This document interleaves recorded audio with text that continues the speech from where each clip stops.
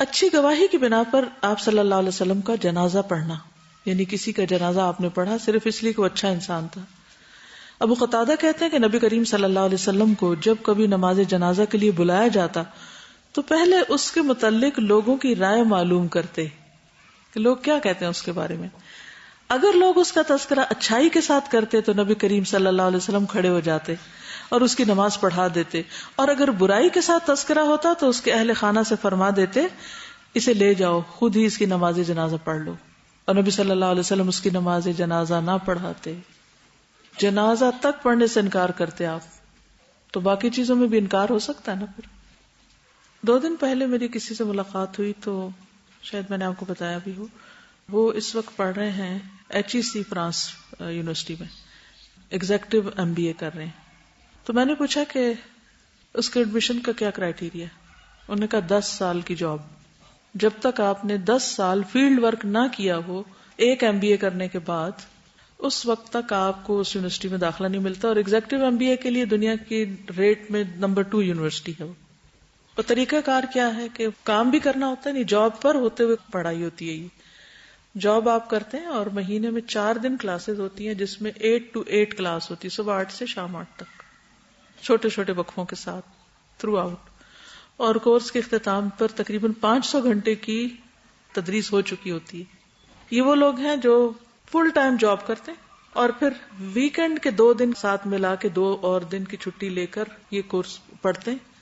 اور اس میں مسلسل 4 دن 8 سے 8، 8 سے 8، 8 سے 8، یعنی 12 گھنٹے، یعنی ہر مہینے پڑھتے ہیں 48 گھنٹے، اور اس طرح تقریباً 500 گھنٹے پڑھتے ہیں.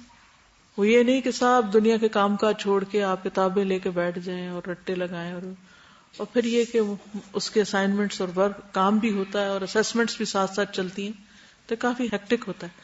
باقی باتیں تو بہت اور بھی ہیں شیئر کرنے کو، لیکن جو چیز مجھے جس نے وہ کیا کہ اس میں بحیثیت اسٹوڈنٹ داخلہ لینے کے لیے 10 سال کام شرط ہے، ورنہ داخلہ نہیں ملتا. انکار ہے. گویا آپ کو ایک سرٹن لیول کے پروفیسر سے پڑھنے کے لیے اپنی قابلیت کو اتنا بڑھانا ہے تاکہ آپ اس سے استفادہ کر سکیں. ورنہ کیا ہوگا؟ عموماً کیا ہوتا ہے کہ جو ناسمجھ لوگ ہوتے ہیں اگر ان کو ہیرا بھی مل جائے تو وہ اس سے بھی کھیلنے لگتے ہیں نا. ایک بچے کو اگر ہیرا پکڑا دیں تو کیا کرے گا وہ؟ ہاں، وہ اس کا بنٹا بنا کے ادھر ادھر کھیلے گا، پھینکے گا ادھر، اور تھوڑی دیر کے بعد شاید کہیں چھوڑ کے بھول کے چلا بھی جائے. بعض اوقات خواب ہم بڑے اونچے دیکھتے ہیں مگر کام نہیں کرتے، محنت نہیں کرتے، پروو نہیں کرتے. ہم کہتے ہیں ہمیں بڑی سے بڑی نوکری مل جائے، بڑے سے بڑا کام مل جائے، لیکن کبھی پوچھیں اپنے آپ سے کہ ہم اس کے اہل بھی ہیں؟ ہم نے پروو کیا آج تک کہ ہم یہ کر سکتے ہیں؟ کیونکہ جب آپ کے اندر وہ قابلیت آ جائے گی نا تو کہنے کی ضرورت ہی نہیں ہوگی، لوگ آپ کو آ کے خود اٹھا کے لے جائیں گے.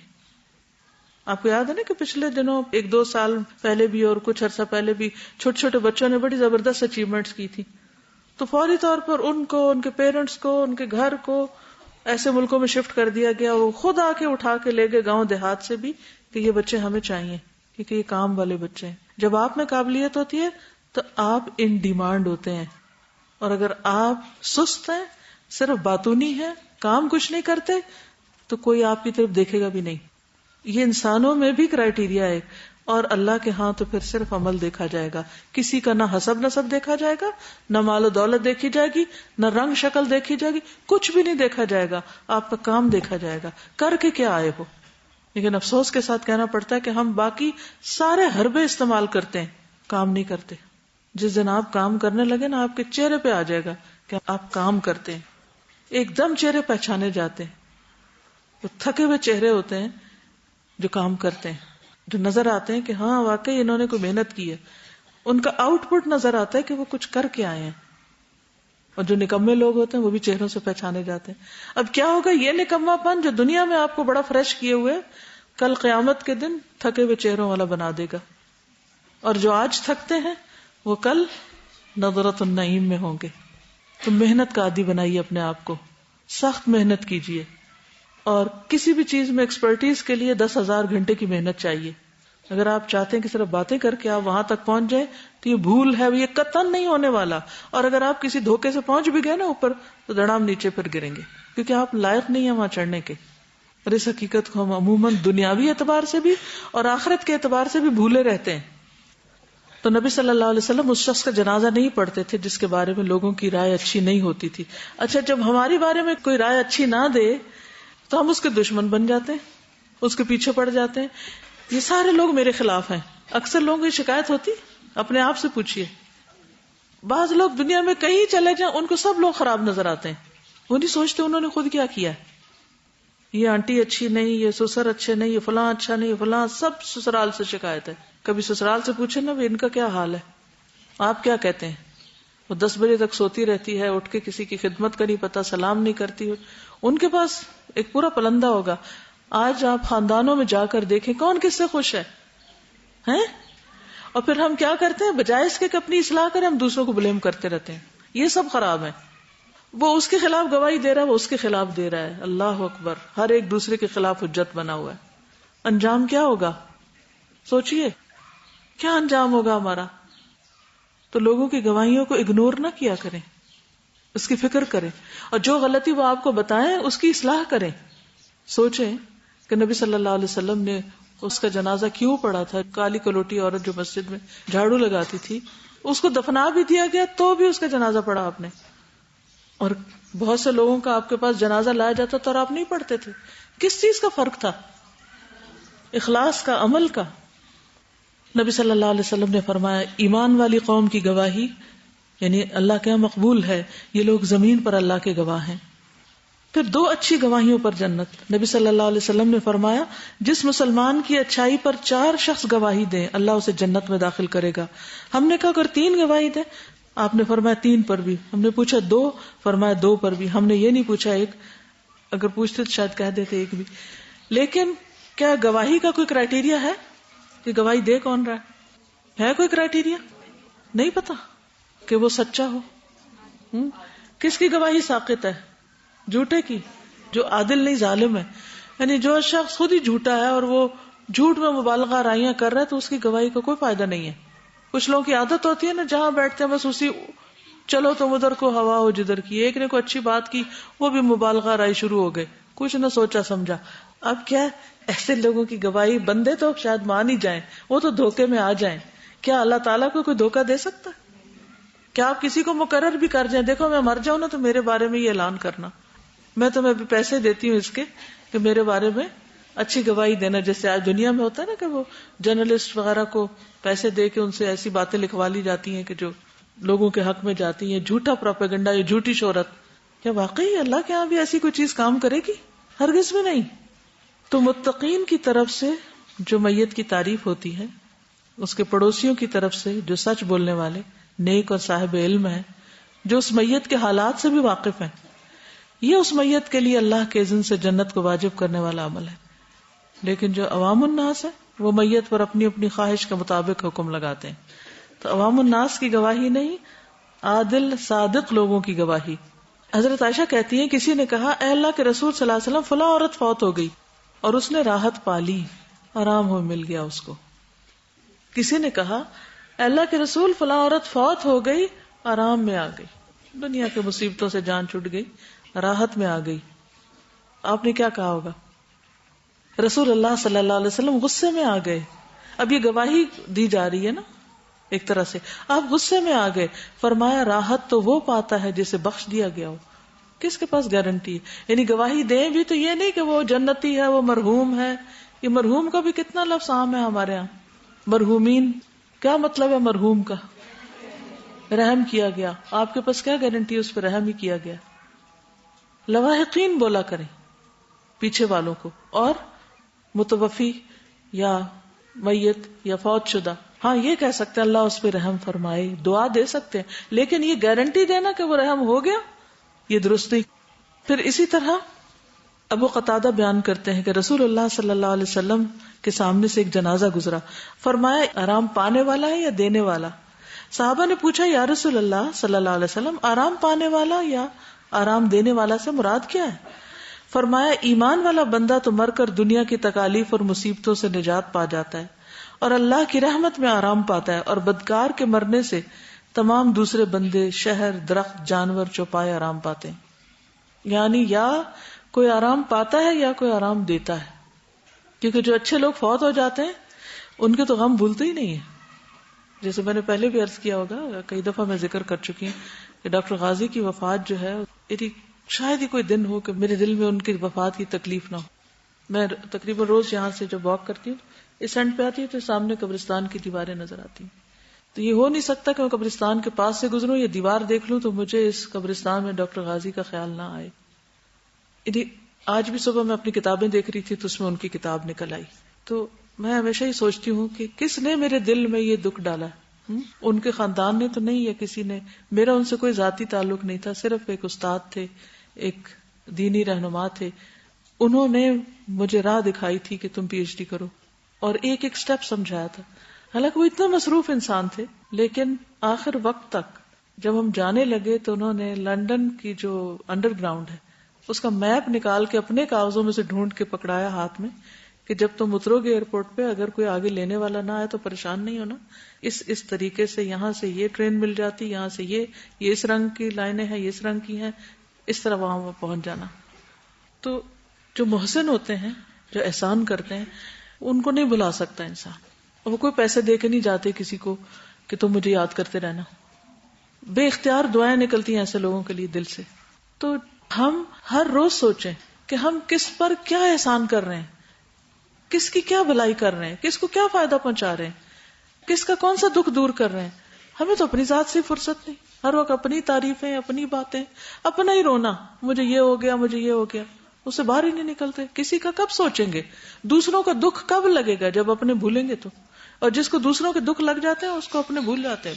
ہر روز سوچے کس کے ساتھ کیا بھلائی کی ہے میں نے. یہ نہیں کہ الٹا ذرا سی بھی کوئی بات ہو تو موڈ آف کر کے بیٹھ جائیں، سلام کا بھی جواب نہ دیں. ایسے بندوں کو تو کوئی یاد نہیں کرتا، نہ وہ کسی کی ضرورت ہوتے ہیں، وہ دوسروں کے اوپر بوجھ ہی ہوتے ہیں. پھر تو اپنے آپ سے پوچھیں ہم دوسروں پہ بوجھ ہیں یا دوسروں کے خدمتگار ہیں؟ ہم دوسروں کے لیے خوشی کا سامان ہے یا دوسروں کے لیے مصیبت ہے کہ ہر کوئی چاہتا ہم سے جان چھوٹ جائے کہ آرام پا جائیں، نکلے تو ہمیں آرام آ جائے. ہمارا شمار کن لوگوں میں ہوتا ہے؟ ہم مر جائیں گے تو لوگ ہمارے بعد کیا یاد کریں گے کہ ہاں ہمارے ساتھ رہتے تھے. جو ہاسٹل میں بچیاں کٹھی رہتی ہیں وہ بھی اپنے اپنے طرز عمل پہ غور کریں. جو لوگ کہیں کہیں ڈیوٹی کرتے ہیں، جاب کرتے ہیں، لوگوں کے ساتھ معاملہ کرتے ہیں، چاہے آپ کسی کاؤنٹر پہ بیٹھے ہوئے ہیں یا آپ کھانا دے رہے ہیں یا لے رہے ہیں یا کوئی بھی معاملہ کر رہے ہیں، سوچیں کیسا معاملہ کر رہے ہیں. آج آپ کے اسٹوڈینٹس آپ کے بارے میں کیا کہتے ہیں؟ آج آپ کے ساتھ ڈیل کرنے والے آپ کے بارے میں کیا کہتے ہیں؟ جب کل آپ مر جائیں گے تو کیا کہیں گے؟ کون تھے آپ؟ تو جب تک آپ احسان نہیں کریں گے دکھ اٹھا کے کسی کے ساتھ، کسی کے دل میں نہ فرشتہ ڈالے گا نہ کوئی اور کہ آپ اس کی تعریف فرمائیں. ہو سکتا ہے ایک رو میں بہ کے لوگ کر رہے ہیں تو آپ نے سوچا میں بھی چلو انہی کے ساتھ بول دوں، تو وہ فائدہ نہیں دے گی. پھر جنازہ رکھنے سے پہلے بیٹھنا نہیں چاہیے. امام بخاری کہتے ہیں کہ جو شخص جنازے کے ساتھ ہو وہ اس وقت تک نہ بیٹھے جب تک جنازہ لوگوں کے کاندھوں سے اتار کر زمین پر نہ رکھ دیا جائے، اور اگر پہلے بیٹھ جائے تو اس سے کھڑا ہونے کے لیے کہا جائے کہ اٹھ جاؤ ابھی نہیں بیٹھنا. سب سے پہلے کس کو بٹھانا؟ جنازے کو. ابو سعید سے روایت ہے نبی صلی اللہ علیہ وسلم نے فرمایا جب جنازہ آتے دیکھو تو کھڑے ہو جاؤ. جو شخص جنازے کے ساتھ جائے وہ اس وقت تک نہ بیٹھے جب تک کہ جنازہ نیچے رکھ نہ دیا جائے. ٹھیک ہے. نماز جنازہ مسلمان کا حق. غسل، کفن اور دفن کی طرح مسلمان کی نماز جنازہ پڑھنا بھی فرض کفایہ ہے. علاقے کے کچھ لوگ اگر یہ ادا کر دیں تو فرض پورا ہو جاتا ہے، اگر کوئی بھی ادا نہ کرے تو سب گناہگار ہوتے ہیں، اس لیے اس کو فرض کفایہ کہا جاتا ہے. دعا مغفرت. نماز جنازہ دراصل مرنے والے کے لیے دعا مغفرت کے ساتھ ساتھ ایک سفارش اور ایک گواہی بھی ہے، اور اس طرح زندوں پر میت کا ایک اہم اور آخری حق ہے جسے یہ سوچ کر ہی ادا کر لینا چاہیے کہ آج اس کو ہماری دعاؤں کی ضرورت ہے، کل ہم بھی اسی جگہ بے بس پڑے دوسروں کی دعاؤں کے محتاج ہوں گے. اس کی فضیلت کیا ہے؟ ابو ہریرہ بیان کرتے ہیں کہ رسول اللہ صلی اللہ علیہ وسلم نے فرمایا جو شخص جنازے میں نماز ہونے تک شامل رہے اس کو 1 قرات برابر ثواب ملے گا، اور جو دفن تک رہے اس کو 2 قرات ملیں گے. پوچھا 2 قرات کتنے ہوں گے؟ فرمایا 2 عظیم پہاڑوں کے برابر. ابن عمر نماز جنازہ پڑھا کر واپس آ جاتے تھے، یعنی دفن تک رہتے نہیں تھے وہاں. جب ان کو ابو ہریرہ کی حدیث پہنچی تو فرمایا ہم نے بہت سے قرات ضائع کر دیے. جنازہ پڑھایا تھا، تھوڑا اور صبر کر لیتے. نماز جنازہ کہاں پڑھی جائے؟ مسجد سے ملحق عیدگاہ میں یا بارش ہونے یا نہ ہونے کی صورت میں مسجد کے اندر بھی پڑھی جا سکتی ہے. یعنی مسجد سے ملحق جگہ پر، اور اس کے علاوہ اندر بھی پڑھ سکتے ہیں. یہ مسجد اسی رہائشی علاقے کی بھی ہو سکتی ہے یا آج کل قبرستان سے ملحق مسجد بھی، کہیں بھی پڑھ سکتے ہیں. نبی صلی اللہ علیہ وسلم نے سہیل بن بیضاء اور ان کے بھائی کی نماز جنازہ مسجد میں پڑھائی تھی. باہر کیوں پڑھاتے ہیں پھر؟ عام طور پر زیادہ لوگ ہوتے ہیں، عام نمازوں کی نسبت نماز جنازہ میں زیادہ رش ہوتا ہے، اس لیے سہولت کے لیے، ورنہ کسی جگہ بھی ہو سکتی ہے. حضرت انس سے روایت ہے نبی صلی اللہ علیہ وسلم نے ہمیں قبروں کے درمیان نماز جنازہ پڑھنے سے منع کیا گیا، یعنی عین قبرستان کے اندر قبروں کے بیچ بیچ میں کھڑے ہو جانا یہ درست نہیں. قبرستان میں کسی بھی قسم کی نماز پڑھنا منع ہے، لیکن بعض خصوصی حالات میں آپ صلی اللہ علیہ وسلم سے ایسا کرنا ثابت ہے. اگر کسی میت کو کسی وجہ سے نماز جنازہ پڑھے بغیر دفن کر دیا گیا تو اس صورت میں اس کی قبر پر ہی نماز جنازہ پڑھنی ہوگی.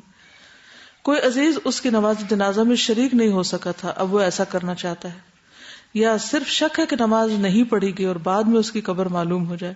ان مذکورہ حالات میں جن کا بھی ذکر ہوا ہے، قبر کے قریب نماز جنازہ ادا کرنے کی دلیل کے طور پر کچھ احادیث بھی ملتی ہیں. ابو ہریرہ کہتے ہیں کہ ایک حبشی مرد یا حبشی عورت مسجد نبوی میں جھاڑو دیا کرتی تھی. ایک دن اس کا انتقال ہو گیا تو رسول اللہ صلی اللہ علیہ وسلم نے اس کے متعلق دریافت فرمایا. لوگوں نے بتایا وہ تو انتقال کر گئی. آپ نے فرمایا تم نے مجھے کیوں نہ بتایا؟ پھر آپ قبر پہ تشریف لائے اور اس پر نماز پڑھی. اسی طرح ابن عباس کہتے ہیں کہ نبی صلی اللہ علیہ وسلم کا گزر ایک قبر پر ہوا، رات ہی اسے دفنایا گیا تھا. آپ نے دریافت کیا کب دفن کیا گیا؟ لوگوں نے کہا گزشتہ رات. فرمایا مجھے کیوں نہیں اطلاع دی؟ لوگوں نے عرض کیا کہ اندھیری رات میں دفن کیا گیا، اس لیے ہم نے آپ کو جگانا مناسب نہ سمجھا. پھر آپ کھڑے ہو گئے اور ہم نے آپ کے پیچھے صفیں بنا لی. ابن عباس کہتے ہیں کہ میں بھی انہی میں سے تھا، یعنی جنہوں نے نماز جنازہ پڑھی تھی. تو پھر آپ نے اس کا جنازہ پڑھایا. کیسے خوش قسمت ہیں یہ لوگ کہ جن کے دفن ہونے کے باوجود آپ نے ان کا جنازہ پڑھایا. کیوں؟ اس کی کیا وجہ ہوگی؟ ان کی اچھی گواہی کی وجہ سے، کہ ان کے بارے میں آپ کو کوئی اچھی بات معلوم ہوگی. ہر شخص کا ایک امپریشن ہوتا ہے نا، تو آپ بھی اپنے آپ سے پوچھیے کہ آپ کا امپریشن کیا ہے. کیا جب آپ کے فوت ہونے کی خبر کسی کو پہنچے گی تو لوگ آپ کے لیے دعا کریں گے؟ کریں گے تو کس دل کے ساتھ کریں گے؟ ذکر کریں گے تو کیسا ذکر کریں گے؟ کیا اہتمام کریں گے آپ کے لیے؟ کیونکہ لوگ ہمیں اسی نام سے پہچانتے ہیں جو ہمارے عمل کا نام ہوتا ہے. اسی لیے آپ نے دیکھا ہوگا کہ لوگوں نے لوگوں کے نام رکھے ہوئے ہوتے ہیں. یہ جو نام پڑ جاتے ہیں وہ کیوں پڑھتے ہیں؟ مثلاً ہری مرچ، یہ کس کا نام رکھا جاتا ہے؟ جو ہری مرچ کی طرح کڑوا ہو. اور پٹاخہ، یس، انا للہ و انا الیہ راجعون، ایک اچھا نام ہے. کس کو کہتے؟ جو بے سوچے سمجھے بغیر بولتا ہے اور ہر ایک پہ بم گراتا رہتا ہے. ویسے کسی کا نام رکھنا تو اچھی بات نہیں کہ رکھنے چاہیے نام. قرآن مجید میں آتا ہے بئس الاسم الفسوق بعد الایمان. لیکن بعض اوقات آپ کی حرکتیں ایسی ہوتی ہیں کہ بے اختیار لوگ آپ کے اوپر وہ ٹھپا لگا دیتے ہیں. ان کو بھی دیر نہیں لگتی کہ آپ کے اوپر لیبل لگا دیتے کہ آپ فلاں ہیں. استاذہ میرے خیال میں ایک چیز ہے جس کا ہمیں بالکل خوف نہیں ہے معاملات کے دوران، وہ ہے لوگوں کے دل توڑنے کا. کیونکہ دل اگر کسی کا ٹوٹا ہوتا ہے وہ کبھی بھی نہیں اچھی گواہی دے گا. منہ سے بولے گا بھی لیکن دل کی گواہی اس کے لیے کبھی بھی نہیں اچھی ہوگی. بچوں میں بھی ہم کبھی کبھی ایسے کامنٹس دے دیتے ہیں کہ اتنا وہ ہرٹ ہوتے ہیں آگے سے. اور اس کے علاوہ ہم اگر سینئر ہیں تو اپنے سے جونیئر سے معاملہ کرتے ہوئے، کیونکہ اگر ہرٹ ہو گیا وہ تو ہمارے جانے کے بعد وہ کبھی بھی ہمارے بارے میں اچھی گواہی نہیں رکھے گا. تو کم از کم یہ ضرور سوچنا چاہیے کون سی جگہ پر کس کو کس طریقے سے ٹوکنا ہے اور اس کی اصلاح کرنی ہے. بعض اوقات ہم کہتے نہیں جی ہم تو قانون فالو کرا رہے ہیں، پالیسی بتا رہے ہیں، فلاں چیز بتا رہے ہیں، لیکن اس کے بتانے کا بھی تو ایک طریقہ ہوتا ہے نا.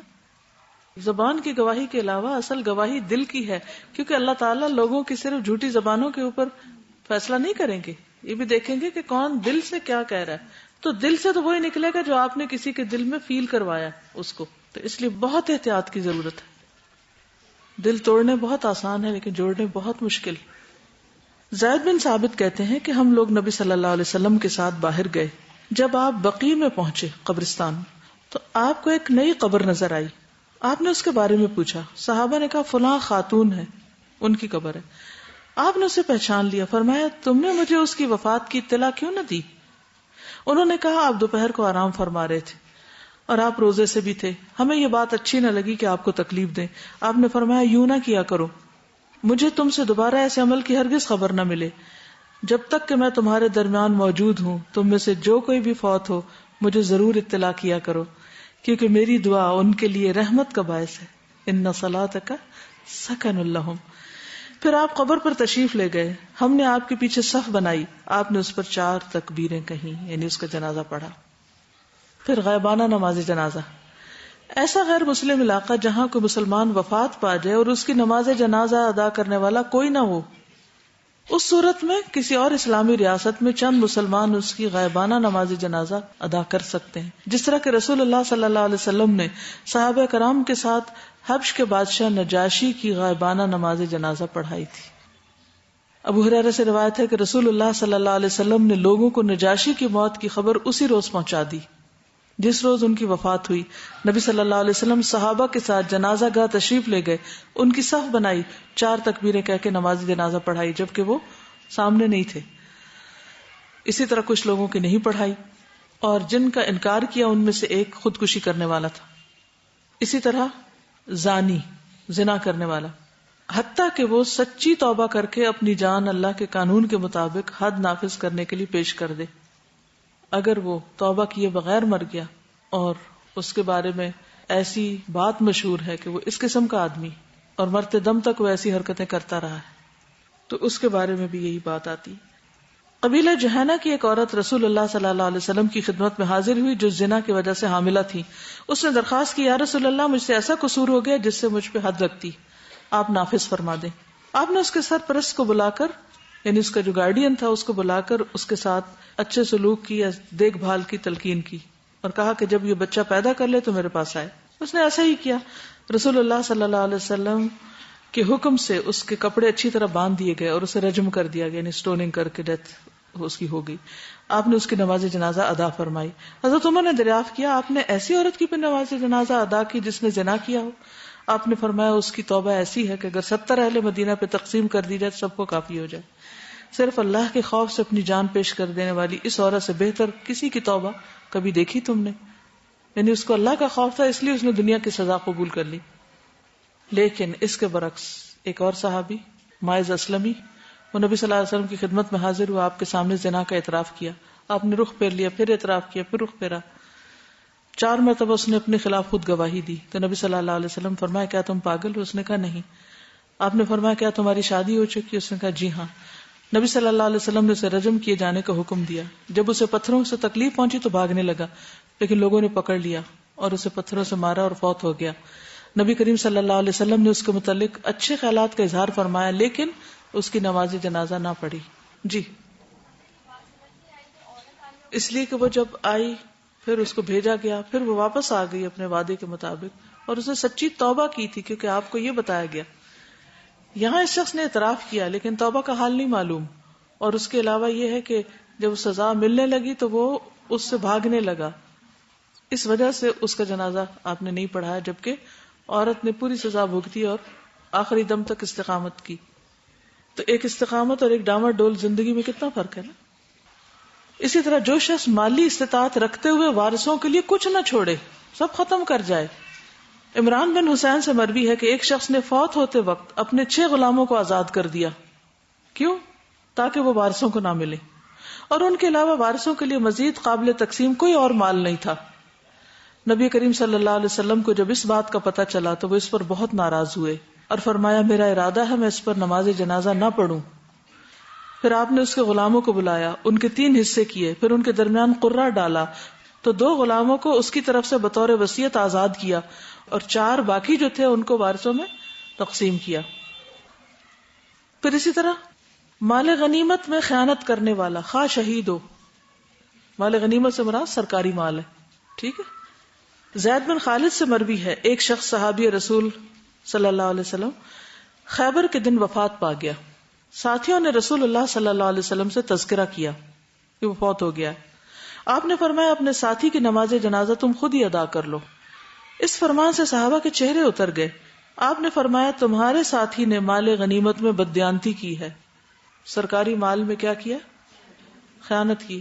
یہاں پر آپ صلی اللہ علیہ وسلم نے اس شخص کی نماز جنازہ پڑھنے سے انکار کر دیا جس نے مال غنیمت میں بددیانتی کی تھی. کہتے کہ جب ہم نے اس کے سامان کی تلاشی لی تو وہاں سے یہودیوں کا ایک موتی نکلا جس کی قیمت 2 درہم بھی نہیں تھی. معمولی چیز اپنے سامان میں رکھی ہوئی تھی. خیانت ہے، چھوٹی ہو یا بڑی ہو. اب مثال کے طور پہ بعض اوقات بیت المال میں مال آتا ہے کہ تقسیم کر دیا جائے غریبوں میں. اب کچھ لوگ جو تقسیم پر ہوتے ہیں وہ کیا کرتے ہیں، اچھا میں بھی ضرورت مند ہوں نا، یہ 4 کپڑے میں رکھ لیتی ہوں، اچھا چلو تم یہ جو دوسرا اس کے ساتھ کام کرے اچھا 2 تم رکھ لو.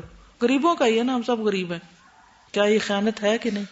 اسی طرح اگر کچھ سیل کرنا ہے، جیسے یہ ابھی آپ لوگ مختلف فنڈ ریزنگ کر رہے ہیں، سیلز کر رہے ہیں، تو اس میں سیل کرنے سے پہلے اچھی چیز اپنے لیے چھپا کے الگ رکھ لینا، اور پھر بعد میں اس کے اونے پونے پیسے ڈال دینا کہ ہاں ٹھیک ہے میں تو پکا کے بھی لائی تھی نا.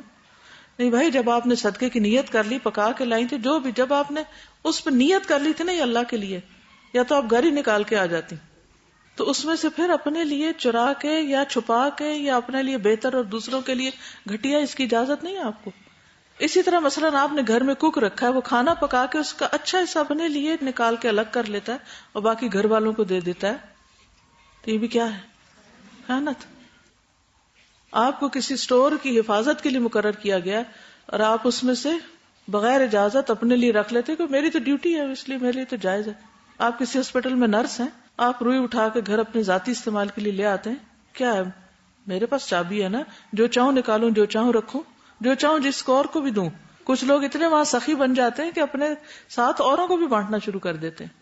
تو سرکاری مال ہے، اللہ کا مال اللہ کا مال ہے، اس میں سے چھوٹی سی خیانت 2 درہم کا موتی، اپنی آخرت برباد کرے انسان، منہ کالا کروائے اور نبی صلی اللہ علیہ وسلم کی دعا سے محروم رہے. کتنا بڑا ظلم ہے اپنے ساتھ. تو اس لیے پہلے بھی میں نے آپ سے کہا، بار بار کہتی ہوں، ویکنڈ آ رہا ہے، گھر کا ایک ایک کونا چھان مارے. کوئی برتن کسی کا لوٹانے والا، کوئی کپڑا کسی کا دینے والا، کوئی امانت کسی کے پہنچانے والی، کچھ بھی کرنے والا، سب لوٹائیں، سب نکال کے ایٹ لیسٹ الگ کر دیں. یہ ہمارا نہیں ہے، ہم اس سے بری ذمہ. اپنا بیگ چھانٹیں، اپنے کاغذ دیکھیں، اپنی کتابیں دیکھیں. ہو سکتا ہے کسی نے آپ کو کوئی چیز امانتاً دی اور آپ نے اس کو اپنا ذاتی مال بنا لیا ہو. آخرت کا حساب بہت سخت ہے، معمولی چیز نہیں ہے، ہم اس کو آسان سمجھے ہوئے ہیں. تو مالک کی مرضی، حکومت کا مال ہے تو حکومت کی مرضی کے بغیر، اجازت کے بغیر، فیسلٹی کے بغیر کسی چیز کو استعمال کرنا کل پوچھ کا سبب ہوگا. امانت کا آپ معیار دیکھیے کہ یہودی کا موتی تھا. اچھا ہم مسلمانوں کا کیا حال ہے؟ نان مسلم کا سٹور ہے نا، وہاں سے جو مرضی چرا لو. کئی لوگ جب باہر کے ملک میں جاتے ہیں تو کہتے ہیں نان مسلمز کے سٹورز ہیں، ان کو جتنا مرضی نقصان دو، چوری کرو، خراب کرو، کچھ کرو، کیونکہ یہ اسلام کے خلاف. آپ کے پاس کوئی حق نہیں ہے کہ آپ کسی کا مال یوں چرائیں. تو کسی کی چیز اجازت کے بغیر لینا، کچھ بھی لینا، چھوٹی لینا، بڑی لینا، سب خیانت میں آ جاتا ہے. تو اب یہ شخص عام شخص نہیں تھا، یہ شہید ہوا تھا، اللہ کی راہ میں جان دی تھی اس نے، لیکن غنیمت کی چوری کی وجہ سے اس کی پکڑ ہو گئی. اسی طرح نبی صلی اللہ علیہ وسلم کو فاسق، فاجر، منافقین کی نماز جنازہ سے منع کر دیا گیا تھا. قرآن مجید میں آپ پڑھ چکے ہیں. عبداللہ بن ابی کا جنازہ جب آپ نے پڑھایا تھا تو اس کے بعد آپ کو منع کر دیا گیا تھا کہ نہ کسی کی قبر پہ کھڑے ہوں گے اور نہ ہی ان کا جنازہ پڑھائیں گے. ابو قتادہ بیان کرتے ہیں کہ جب رسول اللہ صلی اللہ علیہ وسلم سے کسی کی نماز جنازہ ادا کرنے کی درخواست کی جاتی تو آپ اس کے بارے میں لوگوں کی بھی رائے لیتے. اگر اس کے متعلق اچھی رائے نہ ہوتی تو اس کے گھر والوں سے کہتے تم خود ہی اس کا جنازہ پڑھ لو، اور آپ نماز جنازہ ادا نہ فرماتے، یعنی دعائیں مغفرت نہیں کرتے تھے اس کے لیے. کیونکہ اللہ تعالیٰ نے فرما دیا ان تستغفر لهم 70 مرۃ لن یغفر اللہ لهم، اگر ان کے لیے تم 70 بار بھی استغفار کرو اللہ ان کو ہرگز معاف نہیں کرے گا. اور منافق کی علامت کیا ہوتی ہے؟ بات کرے تو جھوٹ بولے، خیانت کرے، وعدہ توڑے، لڑائی جھگڑا کرے تو گالی گلوچ پہ اتر آئے، چیخنا چلانا شروع کر دے، بدتمیزی اور بد اخلاقی کے معراج پہ پہنچا ہوا ہو. اور اس سے بھی اصلاح مقصود تھی نا کہ سب کو پتہ چل جائے کہ دین کا وفادار بن کے جینا اور دین کے خلاف رہ کے جینا برابر نہیں ہے. اب نماز جنازہ پڑھنا تو اس میں سب سے پہلی چیز صف بندی ہے، یعنی صف بنا کے پڑھی جائے گی. اور اسی طرح دوسری نمازوں کی طرح نماز جنازہ کے لیے بھی باوضو اور قبلہ رخ ہونا شرط ہے. عبداللہ بن عمر جنازے کی نماز نہ پڑھتے جب تک باوضو نہ ہوتے. اگر وضو نہ ہو تو پھر پانی بھی نہ ہو تو تیمم کر لے، اور تیمم کر کے انسان جنازے میں شریک ہو جائے. اور دیگر فرض نمازوں کی طرح یہ باجماعت ہی ادا کی جائے گی۔ اس نماز میں صفوں کی تعداد طاق رکھی جائے گی، 1 یا 3 یا 5 یا 7۔ 3 صفیں بنانا افضل ہے۔ اگر لوگوں کی تعداد زیادہ ہو تو 3 سے زیادہ صفیں بھی بنائی جا سکتی ہیں، لیکن کم تعداد کی صورت میں 1 یا 2 صفیں بھی پھر کافی ہیں۔ جابر بن عبداللہ کہتے ہیں کہ جب رسول اللہ صلی اللہ علیہ وسلم نے نجاشی کی نماز جنازہ پڑھی تو میں دوسری یا تیسری صف میں تھا، یعنی غائبانہ نماز جنازہ جو ہے اس میں بھی کیا تھا، یعنی صفیں زیادہ تھیں۔ کم از کم 3 آدمیوں سے بھی جماعت ہو سکتی ہے، اگر کوئی بھی نہیں 3 ہی لوگ ہیں تو وہ بھی ایک آگے ہو جائے گا 2 پیچھے ہو جائیں گے۔ اس صورت میں عام نماز جنازہ کی طرح امام کے پہلو میں نہیں کھڑے ہوں گے بلکہ امام کے پیچھے کھڑے ہوں گے، ٹھیک ہے۔ عبداللہ بن ابی طلحہ بیان کرتے ہیں کہ جب ابو طلحہ کا بیٹا عمیر فوت ہوا تو ابو طلحہ نے رسول اللہ صلی اللہ علیہ وسلم کو بلا بھیجا۔ رسول اللہ صلی اللہ علیہ وسلم تشریف لائے، چنانچہ ان کے گھر میں ہی عمیر کی نماز جنازہ ادا کر دی گئی۔ سب سے آگے رسول اللہ صلی اللہ علیہ وسلم کھڑے ہوئے، ابو طلحہ آپ کے پیچھے اور ام سلیم ابو طلحہ کے پیچھے، ان تینوں کے علاوہ کوئی اور نہ تھا۔ مطلب یہ ہے کہ ویسے تو یہ ہوتا ہے نا کہ جب 2 مرد ہوں تو ساتھ ساتھ کھڑے ہو جاتے ہیں، لیکن جنازے میں پیچھے پیچھے کھڑے ہوں گے، ساتھ نہیں کھڑے ہوں گے۔ 3 صفیں بن گئی نا یہاں بھی، ایک امام کی، ایک مقتدی کی اور ایک عورت۔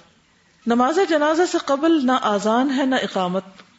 بہت سی میتوں پر ایک ہی نماز جنازہ پڑھنا درست ہے، ہر جنازے پر علیحدہ نماز ادا کرنا بھی جائز ہے، ایک ایک کا الگ بھی پڑھا جا سکتا ہے، اکٹھا بھی پڑھا جا سکتا ہے۔ نماز جنازہ کے لیے حاضری جتنی زیادہ ہو میت کے حق میں اتنا ہی اچھا ہے۔ رشک آتا ان لوگوں پر جو حرم میں 27ویں رات میں ختم قرآن کے وقت جنازے کے لیے آتے ہیں۔ بعض لوگ عید کے دن، اس دن بھی رش ہوتا ہے، لیکن رمضان اور غیر رمضان تو پھر فرق ہے۔ رسول اللہ صلی اللہ علیہ وسلم نے فرمایا جس میت کے لیے مسلمان جماعت میں سے 100 آدمی سفارش کریں ان کی سفارش قبول ہوگی، یعنی جسے دعا کریں، لیکن وہ سب توحید پر ہوں، شرک نہ کرتے ہوں۔ صحیح مسلم میں آتا ہے جو مسلمان وفات پا جائے اس کے جنازے میں 40 ایسے آدمی شریک ہوں جو شرک نہ کرتے ہوں تو اللہ تعالیٰ ان کی سفارش قبول کریں گے۔ لیکن آج کتنے لوگ ڈھونڈے سے ملیں گے جو کلمہ بھی ٹھیک پڑھتے ہوں؟ تو خالی بھیڑ کافی نہیں، یہ بھی دیکھا جائے گا کہ جو آئے ہیں وہ ہیں کس قسم کے لوگ، جنازوں میں شریک کون ہوا ہے، کون جنازہ پڑھ رہا ہے۔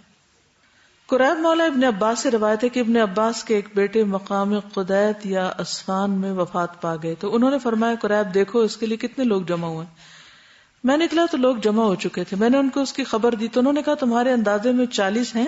فرماتے ہیں جی ہاں۔ ابن عباس نے کہا میت کو نکال لاؤ۔ میں نے رسول اللہ صلی اللہ علیہ وسلم کو فرماتے ہوئے سنا ہے اگر کوئی مسلمان فوت ہو جائے اس کے جنازے پر 40 ایسے آدمی شریک ہو جائیں جو اللہ کے ساتھ کسی کو شریک کرنے والے نہ ہوں تو اللہ ان کی سفارش اس میت کے حق میں قبول فرمائے گا۔ پھر امامت، صحابہ کرام اور تابعین جنازے کی نماز میں امامت کا حقدار اسی کو جانتے جس کو فرض نماز میں امامت کا حقدار سمجھتے، یعنی عام نمازوں کی طرح ہی شرائط ہیں۔ حسن بصری کہتے ہیں میں نے بہت سے صحابہ اور تابعین کو پایا وہ جنازے کی نماز میں امامت کا زیادہ حقدار اسی کو جانتے جسے فرض نماز میں امامت کا زیادہ حقدار سمجھتے۔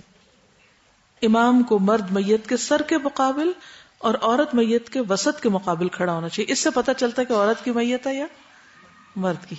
نماز جنازہ اگر مرد اور عورت دونوں کا ایک ہی وقت میں ہو تو مرد کی میت امام کے قریب اور عورت کی میت قبلہ کی طرف رکھی جائے گی، یعنی آگے کی طرف۔ وہ سر کے کیونکہ وہ پھر مرد قریب ہے نا، ملٹیپل ہو تو اسی طرح لائن سے رکھتے چلے جائیں گے۔ ابو غالب سے روایت ہے کہ سکتۃ المربد ایک جگہ کا نام ہے، میں وہاں تھا کہ ہمارے قریب سے ایک جنازہ گزرا جس کے ساتھ بہت سے لوگ تھے، لوگوں نے بتایا یہ عبداللہ بن عمر کا جنازہ ہے۔ یہ سن کر میں بھی اس کے پیچھے چل پڑا تو میں نے ایک شخص کو دیکھا جو باریک چادر اوڑے ہوئے تھا اور ایک چھوٹے گھوڑے پہ سوار تھا، اس نے دھوپ سے بچاؤ کے لیے اپنے سر پر کپڑے کا ایک لال ٹکڑا ڈال رکھا تھا۔ میں نے پوچھا یہ کون ہے؟ لوگوں نے کہا یہ انس بن مالک۔ بس جنازہ جب رکھ دیا گیا تو انس کھڑے ہوئے اور انہوں نے نماز جنازہ پڑھائی۔ میں ان کے پیچھے اس طرح کھڑا تھا کہ میرے اور ان کے درمیان کوئی چیز حائل نہ تھی، یعنی آگے پیچھے۔ بس وہ میت کے سر کے مقابل کھڑے ہوئے، 4 تکبیرات کہیں، وہ تکبیرات نہ تو بہت جلدی جلدی کہیں اور نہ بہت دیر دیر سے۔ اس کے بعد وہ بیٹھنے لگے تو لوگوں نے کہا اے ابو حمزہ، حضرت انس کی کنیت ہے، یہ ایک انصاری عورت کا جنازہ ہے، اس کی بھی نماز جنازہ پڑھا دیجیے۔ پھر وہ اس کی میت کو ان کے قریب لے آئے جو ایک سبز رنگ کے تابوت میں تھی۔ بس حضرت انس اس کی کمر کے مقابل کھڑے ہوئے، یعنی پسلی کی طرف، اور اسی طرح اس کی بھی نماز جنازہ پڑھائی جس طرح مرد کی نماز پڑھائی تھی. اس کے بعد وہ بیٹھ گئے. علاء بن زیاد نے ان سے پوچھا اے ابو حمزہ کیا رسول اللہ صلی اللہ علیہ وسلم بھی اسی طرح جنازہ پڑھاتے تھے جس طرح آپ نے 4 تکبیرات کے ساتھ جنازہ پڑھایا؟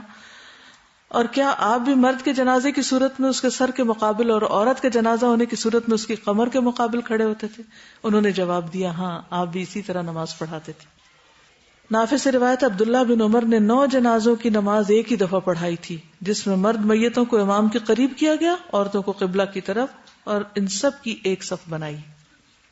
بہت سی میتوں کے ساتھ بچے کی میت بھی ہو تو نماز کے وقت اسے امام کے نزدیک ترین رکھا جائے گا. ٹھیک ہے، بچہ، مرد اور عورت.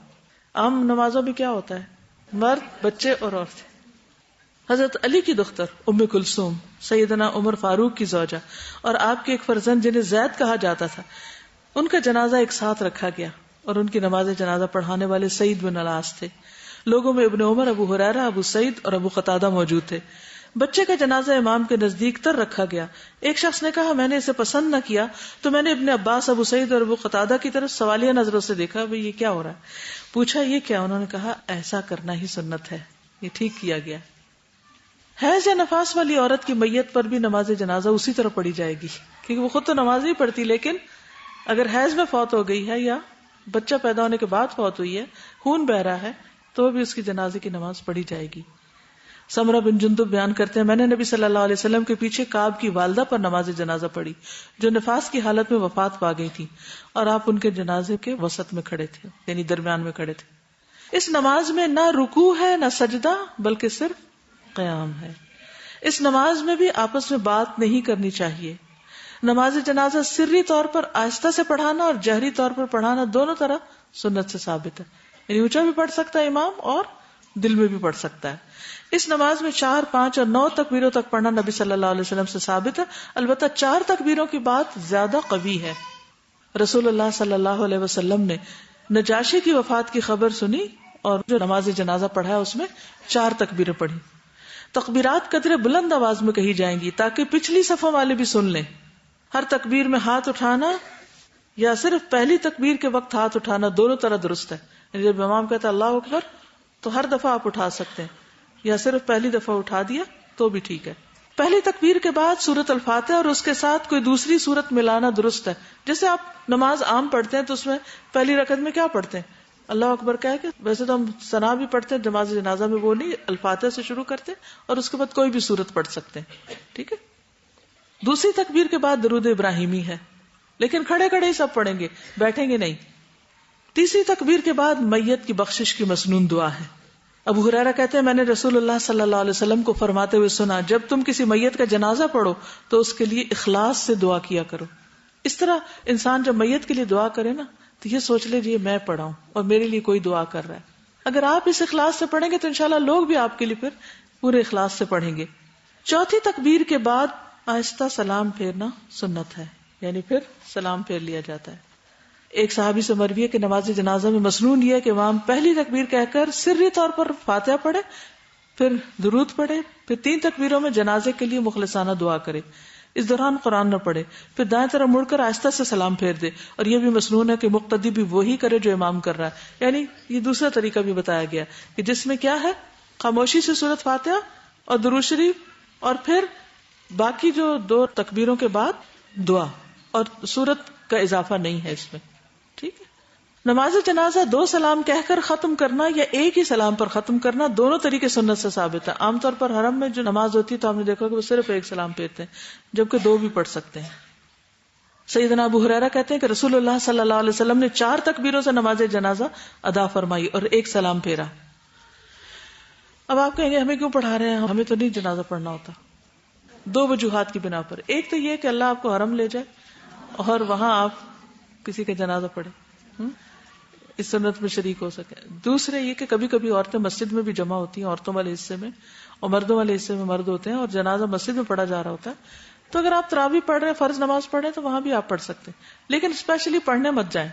تیسری چیز یہ ہے کہ جب آپ اپنے بچوں کو، لڑکوں کو بتائیں گے، ان کو زبانی سمجھائیں گے، تو ان کو جنازے کا شوق بھی آئے گا پڑھنے کا، اور دعا بھی کریں گے، اور طریقہ بھی آتا ہوگا تو جائیں گے، ورنہ نہیں جائیں گے، شرما کے پیچھے ہی رہیں گے.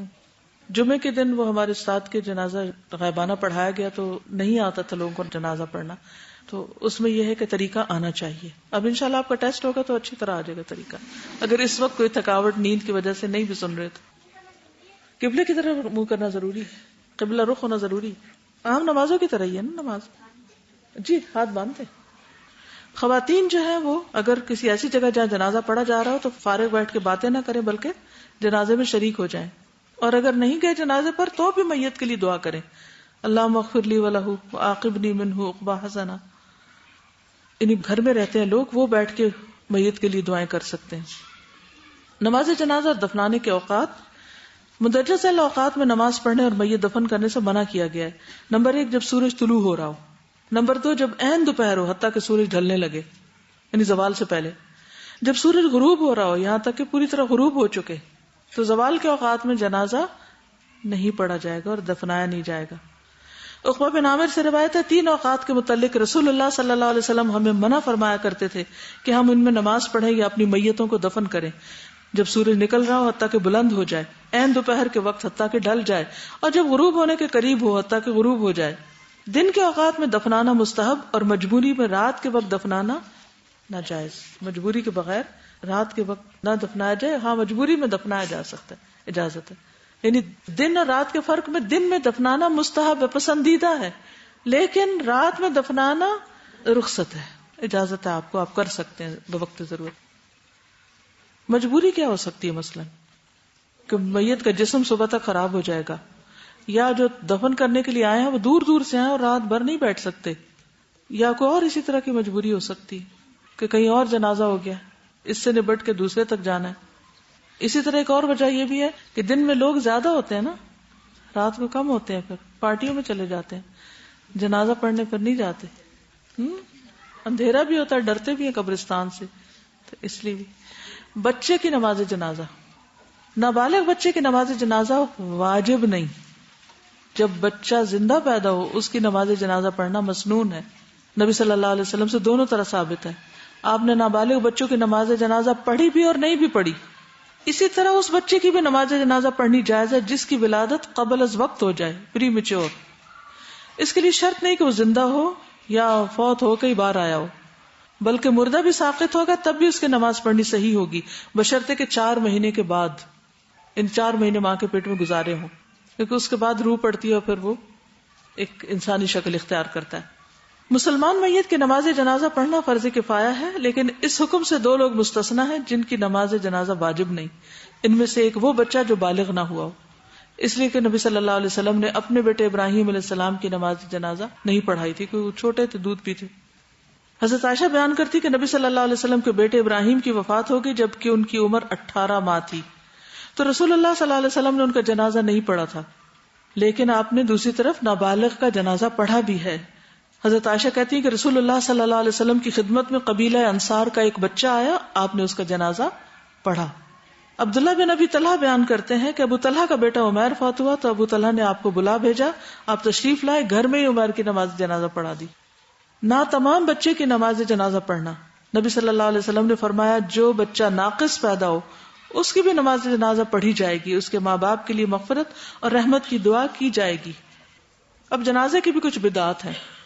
جنازے کو پھولوں سے یا قرآنی آیات لکھی ہوئی چادروں سے سجا کے نکلنا، کسی مخصوص رنگ کی کالی یا سبز چادر ہی ڈالنا، فوٹوگرافی کرنا، اس وقت صدقہ خیرات کرنا، گھر کے دروازے سے جنازہ نکالتے ہوئے قرآن پاک کا سایہ کرنا جیسے دلہن کے اوپر کرتے ہیں، جنازے کو لے جاتے ہوئے راستے میں کلمہ شہادت بلند آواز سے پڑھنا یا پڑھانے کے لیے صدا بلند کرنا کہ پڑھو.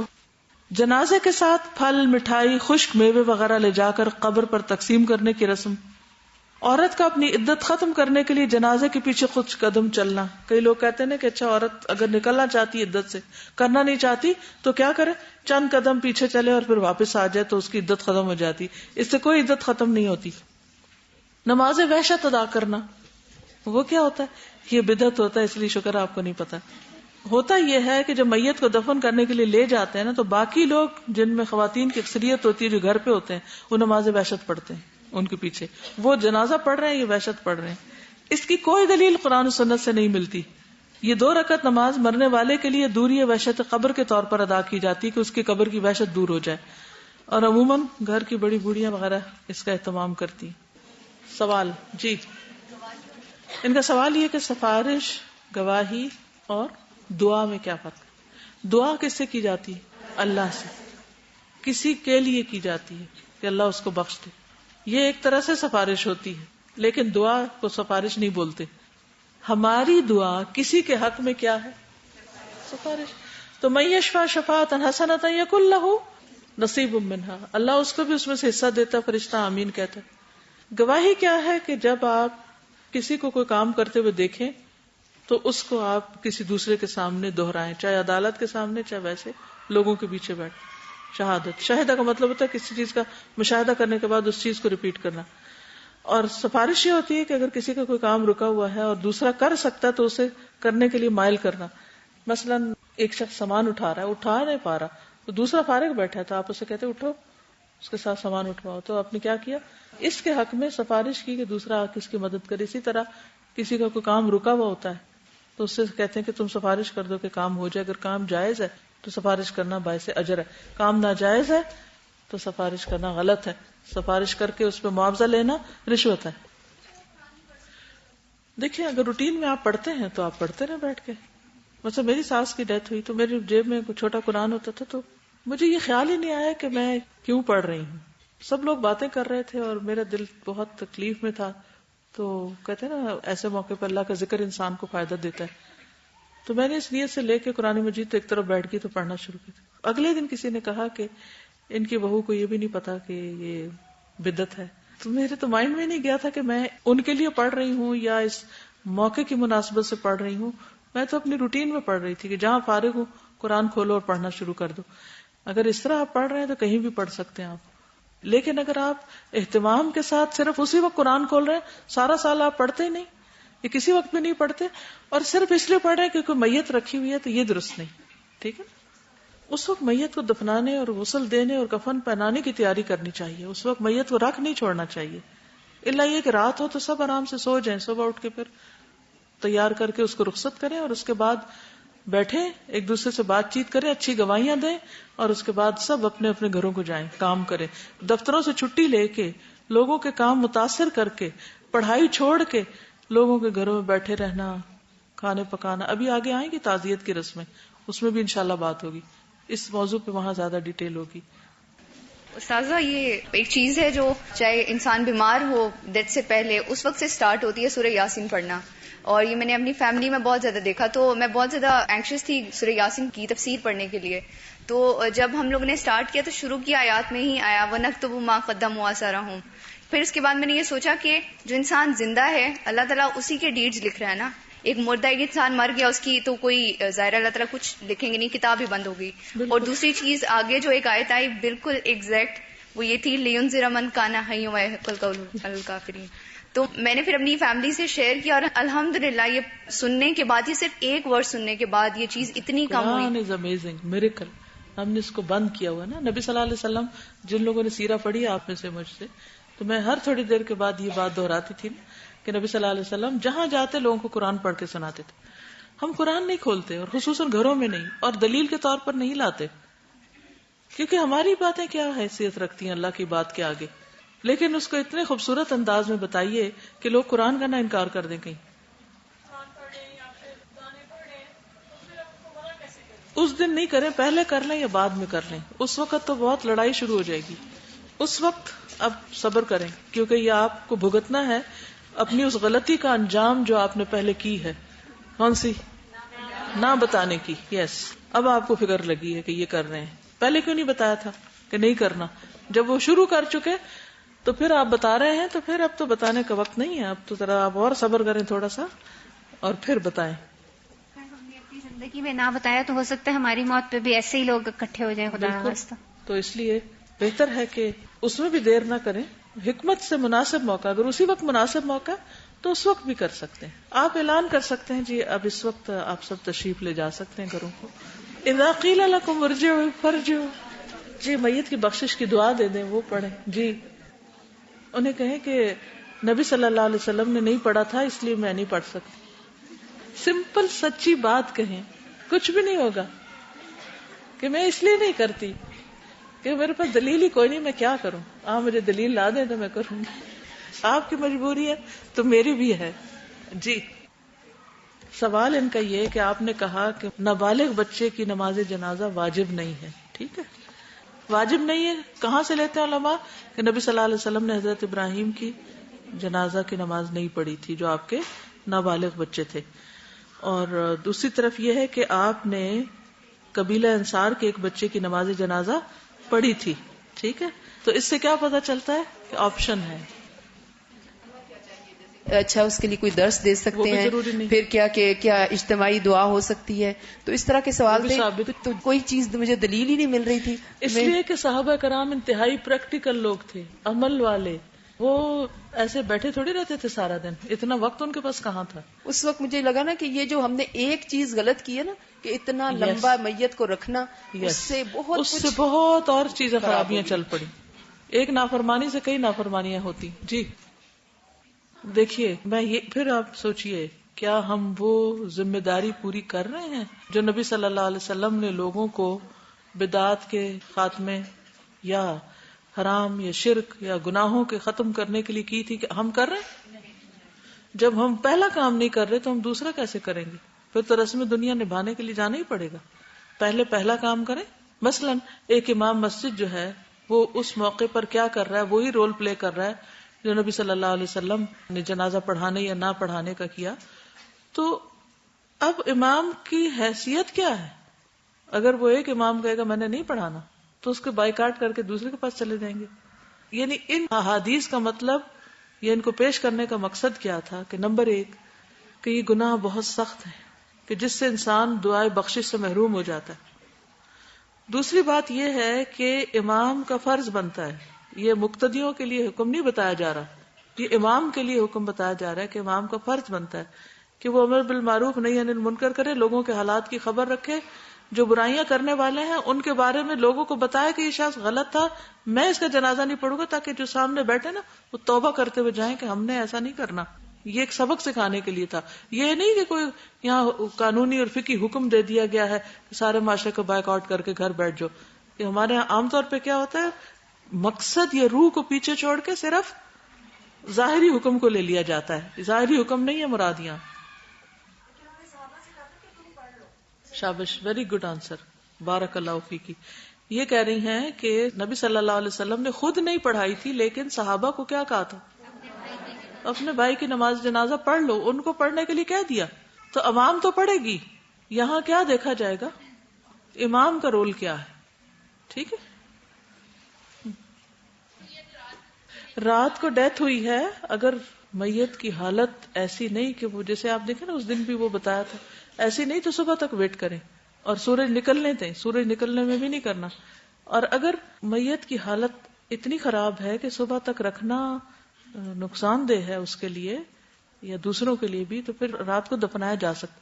یعنی رات کو دفنانے کا جواز موجود ہے, اگرچہ پسندیدہ نہیں. دن کا دفنانا پسندیدہ ہے. ٹھیک ہے, یعنی دو پہ اگر آپشن چوائس ہو تو کیا کرنا چاہیے. حرام حلال کی بات نہیں ہے, وہ اس شہید کی بات ہے جو میدان جنگ میں شہید ہوا ہو. ٹھیک ہے نا, اور ایک امام کے پیچھے شہید ہوا ہو. یہ نہیں کہ خود سے خود ہی ہم ایک کانسیپٹ بنا لیں شہید ہونے کا, اور پھر لیکن جو پیٹ کی بیماری میں فوت ہوا یا چھت گرنے سے یا کچھ اور, تو ان کے تو جنازے پڑھے جائیں گے.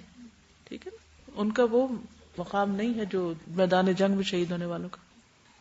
سبحانک اللہم و بحمدک, اشہد ان لا الہ الا انت, استغفرک و اتوب الیک. السلام علیکم و رحمۃ اللہ وبرکاتہ.